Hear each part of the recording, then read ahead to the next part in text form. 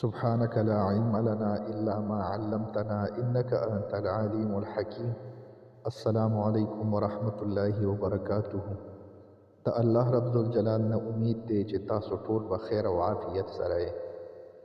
زما رونو خویندو، نن د یو بلې وظیفې سره ستاسو په درانه خدمت کې حاضر شوي یو. وظیفه د هغو رونو خویندو دپاره ده کوم رونه خویندې د رشتې په تالاش کې دي، رشته کول غواړي لیکن په رشته کولو کې ورته رکاوټونه وي، د هغې په وجه باندې د هغوی رشته نه کیږي. دا وظیفه انتهایی مجرب ده.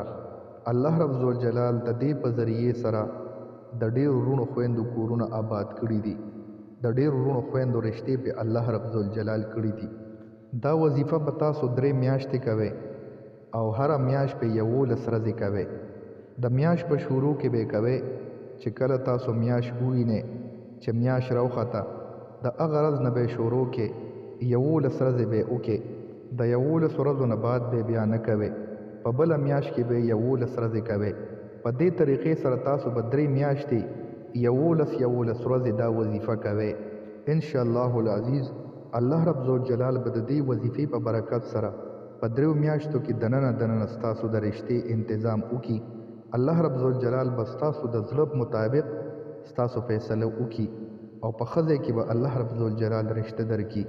وظیفه به تاسو په دې طریقې سره کوئ چې 3 پیرې به تاسو سورې ضحا ووایئ، والضحا واللیل اذا سجى. په 13مه سپاره کې دی 3 پیرې تاسو دا ووایئ. د دې نه بعد به 313 پیرې دا کلمات ووایئ: رب انی لما انزلت الی من خیر فقیر، رب انی لما انزلت الی من خیر فقیر. او روزانه جو تاسو وظیفه مکمل کوئ نو دعا به کوئ.